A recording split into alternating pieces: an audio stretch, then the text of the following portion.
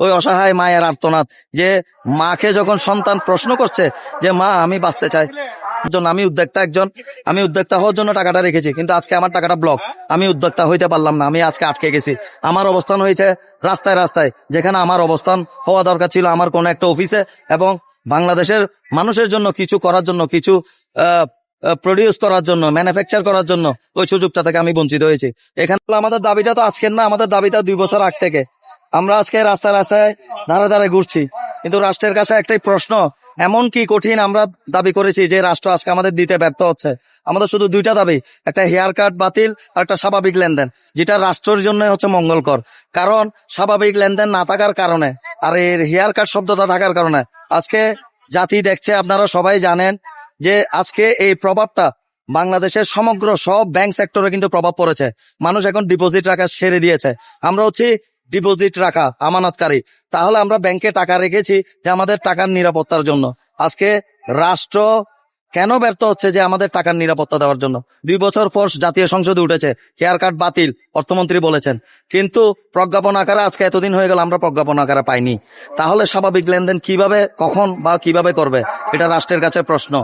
এবং যে আপনাদেরকে 2টা আরো সংকেত দিয়েছেন, দীর্ঘমেয়াদী এবং মধ্যম মেয়াদী। তাহলে দীর্ঘমেয়াদীর আমার প্রশ্ন হচ্ছে, দীর্ঘমেয়াদীটা কি 10 বছর বা আরো বেশি? মধ্যম মেয়াদীটা তাহলে ক বছর? তাহলে এভাবে যদি রাখে, আমরা দেখেন আমরা টাকাটা রেখেছি উদ্যোক্তা কিছু হওয়ার জন্য, আমি উদ্যোক্তা হওয়ার জন্য টাকাটা রেখেছি, কিন্তু আজকে আমার টাকাটা ব্লক, আমি উদ্যোক্তা হইতে পারলাম না, আমি আজকে আটকে গেছি। আমার অবস্থান হয়েছে রাস্তায় রাস্তায়, যেখানে আমার অবস্থান হওয়া দরকার ছিল আমার কোন একটা অফিসে, এবং বাংলাদেশের মানুষের জন্য কিছু করার জন্য, কিছু প্রডিউস করার জন্য, ম্যানুফ্যাকচার করার জন্য ওই সুযোগটা থেকে আমি বঞ্চিত হয়েছি। এখানে আছে রুগী, আজকে তারা ওষুধের অভাবে এখানে রাস্তায় এসে বসে আছে, তারা আজকে রেস্টে থাকার কথা। এখানে আসছে আজকে একটা অসহায় মা, যার সন্তানের অসুখ ক্যান্সার, এবং উনি যখন ব্যাংকে যায়, ব্যাংক ওনাকে পরিষ্কার বলে দেয় যে আপনার সন্তান ক্যান্সার, আমাদের কিছু করার নাই, আমরা কি করব? তাহলে দেখেন কত নিষ্ঠুর হৃদয়ের শিকার হচ্ছে আমরা। আজকে সুদূর চট্টগ্রাম থেকে আসছে এখানে বড় মন নিয়ে, বড় আশা নিয়ে, যে সেন্ট্রাল ব্যাংক আমাদেরকে কিছু সুরাহা দিবেন, সচিবালয় থেকে আমরা কিছু সুরাহা পাবো, কিন্তু আশানুরূপ কিছু সুরাহা পাইনি।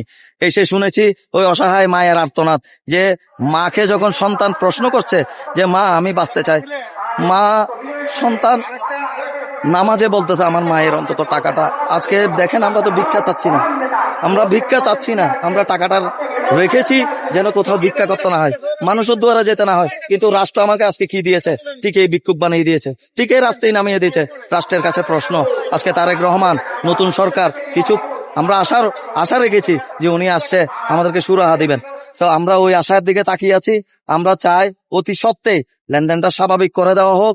আমরা এই ব্যাংক থেকে তো সব টাকা উত্থাপন করবো না, আমরা এই ব্যাংকের সাথে লেনদেন করতে চাচ্ছি, কিন্তু রাষ্ট্র তো আমাকে সেই সুযোগ দিতে হবে। আজকে ব্যাংকে গেলে আমাকে দিচ্ছে 2000, 3000, ভিক্ষুকের মতো। ম্যানেজাররা গেলে আমাদেরকে বিরক্ত পোষণ করে। আমরা যেমন অনেক বড় অসহায় অপরাধীরা চলে আসছি, যারা আগে ধারে ধারে গিয়ে আমাদের থেকে ডিপোজিট চাইতো, আমরা ডিপোজিট রেখেছি। তাহলে এগুলো আমাদের হালাল ইনকাম, এগুলো তো আমাদের হারাম ইনকাম না। আমি ট্যাক্স দিয়েছি, আমার যে হেয়ার কাট বলতেছে, আমার তো প্রত্যেকটা টাকার, প্রফিটের টাকার ট্যাক্স কেটে কেটে আসছে সরকারকে, আমি দিয়েছি আমার টাকার নিরাপত্তার জন্য। কিন্তু সবগুলো যদি সরকারকে দিয়েই থাকে, তাহলে আজকে আমার টাকা দিতে সরকার ব্যর্থ হচ্ছে কেন? এটা আমার প্রশ্ন সরকারের কাছে। অতি সত্ত্বে আশায় আছি, এবং আশা নিয়ে যেন আর থাকতে না চাই। সরকার যেন অতি দ্রুতভাবে আমাদেরকে সুরাহা দেয়।